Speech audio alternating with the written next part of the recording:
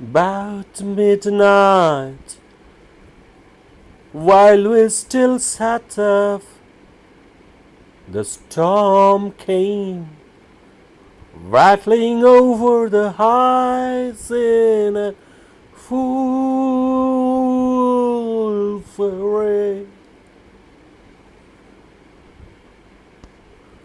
There was a violent wind, as well as thunder, and either one or other split a tree off the corner of the building. A huge bough fell across the roof and knocked down a portion of the high chimney stack, sending a clatter of stones. Hello friends, hello my watchers. You had just listened to Nelly's narration of a night, which was profound in its tempestuous tumult and profound in the narrative architectonics of Wuthering Heights, a text which has more storm than one can ever imagine in the so-called scientific, skeptical, and moralistic surface of the Victorian paradigm. Of course, we are talking about Emily Bronte's proto-female stage writing, Wuthering Heights. But the question that students have often asked me is that, well, of course we know from York notes to the lectures prepared by our class teachers that wuthering is a northern and old Yorkshire dialectical term for something which is full of squalor, something which is full of tempest, something which talks about the wind blowing rough, and we understand the storm. But Wuthering Heights, as a title, is a nominal compound of a storm and an altitudinal vector called heights. So, just like any word changes its connotation when inflected by the expectancy and the affiliation of the neighborhood in the syntagm, in the same way in the syntagmatic structure of the term Wuthering Heights, wuthering is definitely stormy, but what's heights doing to it? And together, wuthering and heights, what are the effects that they are producing? In other words, the students have always asked me a question about the significance of the title Wuthering Heights. And here are the facts that the students already know, that wuthering is, of course, a dialect word kept alive basically by the timeless and, of course, teenage female melodramatic profusion and intensity of the text Wuthering Heights. And we know that in the moorland, the Bronte sisters had spent their childhood and their upbringing, so they were quite aware of the climatological determination of human behavior as well as real-life events. But Wuthering Heights is not name of a storm, but name of a building. Wuthering Heights is not name of a velocity, but a stasis, a solid Victorian building haunted by layers of revenge and love rolled into one, haunted by the chronotypes of the passionate, tempestuous relationship between femaleness and masculinity, and of course between the conscious and the unconscious instincts. So, when you talk about the significance of the title to the novel written by Bronte, we do not focus primarily on wuthering. That's a Derridian mistake, so to say. We also do not concentrate our attention to the acclivity and the sense of altitude which is promised by the signifier heights, but the cumulative effect of Wuthering Heights, which is name of a place, or more specifically, which names a space. The point is, passion is storm, and from Romantic age onwards, Shelley's West Wind, Shelley's Skylark, Shelley's Death in a stormy night, going on boating, searching for maybe the unknown. The wind was already a grand romantic metaphor in the early 19th century, which Emily Bronte, coupled with her autobiographical elements, her experiences with the moorland, and her experiences with what it means to be kind of undaunted by the rigidities and grammar of Victorian code of conduct, largely patriarchal. And Heathcliff would have demonstrated what it means to be a belated, picaresque anti-hero. But what about Wuthering Heights? What does that term signify? Freud's unconscious would be stormy. Passion would be stormy. The actual climatological trope of the moorland would be stormy. And the very rigid geography, class 6 lecture sense of the term. But what would be heights? Of course, here we are not talking on the surface level only about the kind of elevation that the building might have had, but we are talking about heights invoking the sense of sublime. The densest part, the nadir of the unconscious instincts that rule our passion, according to Freud. The omphalos, or the navel of the dream. Of course, there are too many oniric epistemologies of dreams in Wuthering Heights. Lockwood's dream, Nell's dream, and dreams which are surrogated by narrators to other micro or macro narrators.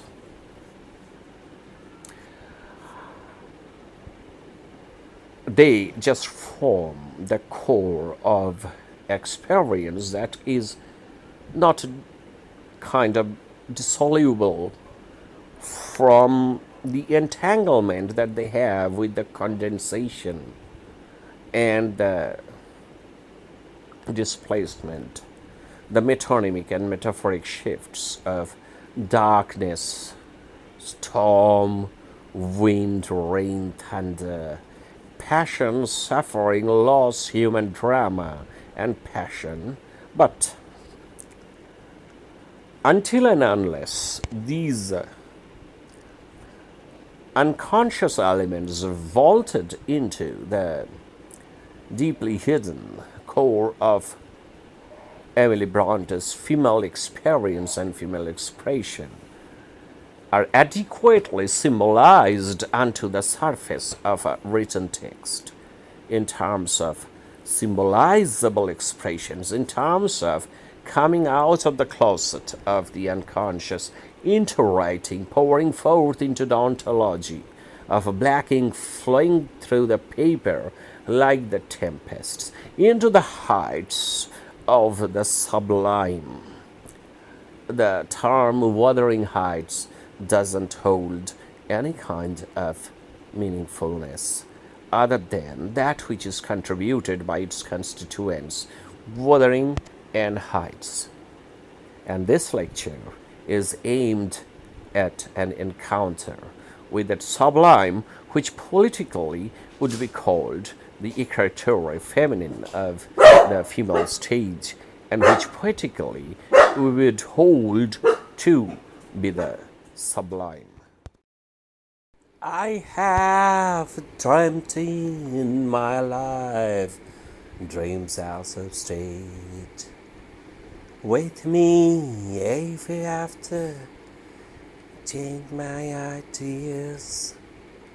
They have gone through me like wine through water, and altered the cow of my mind. So now that we are free to roll into the territories of course, significant generalizations which we know by the name of literary and critical theories, and apply it to the significance of the title, problematic for the students and teachers regarding Wuthering Heights, because wuthering, by its mystery and by its nature of being a kind of an exotic limitedness within the dialect, and therefore some kind of margins of language, always holds a political and poetical promise to overdetermination by criticism. But Wuthering Heights was the name of the building, as I have again and again said throughout this lecture. And this should name a zone, this should name a space. And what exactly is that space? In my reading, Wuthering Heights touches the zone of sublime, not by the mere fact of passions and storms, revenge and cross-generational rolling up together, or conflation of revenge and love, but by the very well-known, renowned, central, and often underestimated sentence, a romanticized, glamorized, and therefore stripped of its significance sentence. I am Heathcliff. This is the single most synonym to the term Wuthering Heights in this novel, if we go by the logic which I am to present in a very sequential way, made for the tender brains of the students. Number one, when self is very much in love with the other, the self would state, I love Heathcliff. And look into the syntagmatic structure of the sentence. The subject of the sentence is I, that is Catherine speaking ego. The verb is, of course, love, which is a transitive verb, and its object is Heathcliff. So the subject and the object, I and Heathcliff, are separated by a neat distinction of the lover and the beloved. What happens when the lover and the beloved collapses into a very furious unison, into a very, tertium aliquid, or third term synthesized by a kind of organic fusion of discordia concourse, or the collapse between the binary opposition of self and other and subject and object, that would be as stormy and as maddening as the return of the semiotic Cora in A Passage to India's cave episode, where Om becomes Boom, light becomes darkness, the matchstick kisses and is extinguished at the moment of the kiss with its millions of shadows, and Mrs. Moore, the most altruistic and humanist form of expression in the novel, comes out with the chaotized query, love in a church, love in a cave, what's the difference? Everything exists, nothing is. That is the collapse of the binary oppositions. That's very stormy for the placid surface of lung or codified language. That is the return of the semiotic core. That is the moment of explosion where the signifiers are not anchored from their sleepage by lung into neat demarcation of denotations, but where the connotative space becomes itself very, very randomized because the binary opposition itself has been destabilized. And that is the moment where the self and its ego boundaries become porous, and the negative capability of the self would be flooded, deluged, stormed, withered by the heights of the self and the other, mated without distinction, distance, and difference, without binary oppositions, where the tiger and the lamb would collapse without contrariety into a oneness that would be dreadful but beautiful. And that becomes the sentence in the novel. I am Heathcliff. Look into the structure of the sentence, kids. I, subject, am, be verb, Heathcliff, object, other. Subject is equal to object. Not that subject loves Heathcliff. It's not a sentence like I love Heathcliff, or I go after Heathcliff, or I miss Heathcliff, but I am Heathcliff. The self has become the other, and that is the zone which we call to be the ultimate, the apex moment of écriture feminine, the ultimate moment of the gesture of hospitality, the ultimate moment or space of femaleness, and of course the strangeness, destitution as the other, has flooded the self into a love that has collapsed the boundary between subject and object, self and other, signifier and signified. And this is the moment of the sublime. This is the moment of the inexplicable, and amazingly, just through a teen narrative of melodramatic love story cross-generational, Emily Bronte has been able to name it in language. Amazing feat.